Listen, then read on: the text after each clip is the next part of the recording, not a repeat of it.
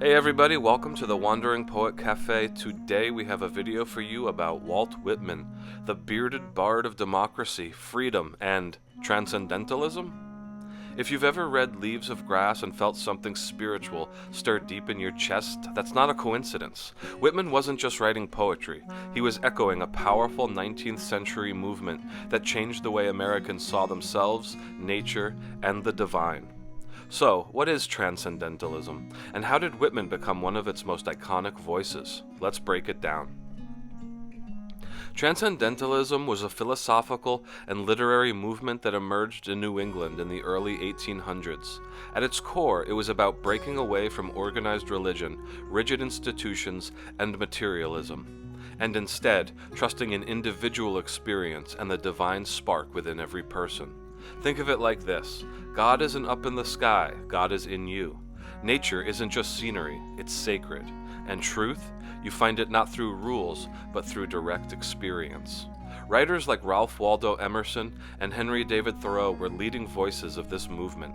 Emerson's essay Self-Reliance and Thoreau's Waldo are basically transcendentalist manifestos. But where does Whitman fit in? Walt Whitman took transcendentalist ideas and ran with them. His poetry is packed with transcendentalist themes: the celebration of nature, the divine in every human being, and the sacredness of the self.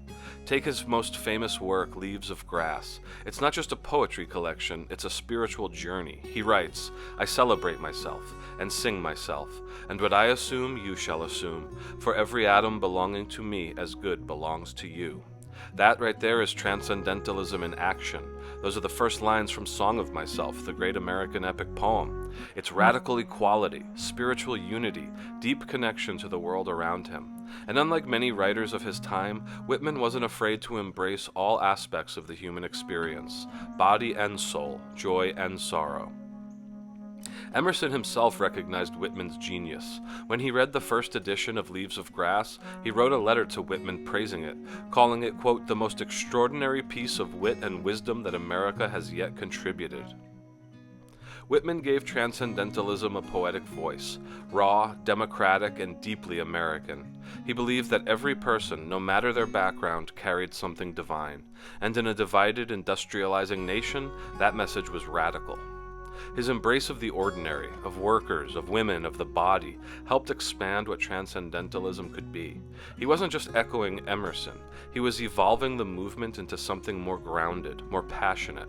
And today, you can still feel his influence, in poetry, in progressive thought, in the idea that we are all connected, not just to each other, but to the earth, the cosmos, and to something greater. So the next time you hear the name Walt Whitman, think beyond just poetry. Think of a man who used words to transcend boundaries between people, between self and spirit, and between humanity and nature. Because to Whitman, life wasn't just something to survive, it was something to sing about. Want to dive deeper? Check out Leaves of Grass or Emerson's Self-Reliance. Like this video if you learned something new, and don't forget to subscribe for more literary breakdowns and big ideas. This is the Wandering Poet Cafe. Until next time.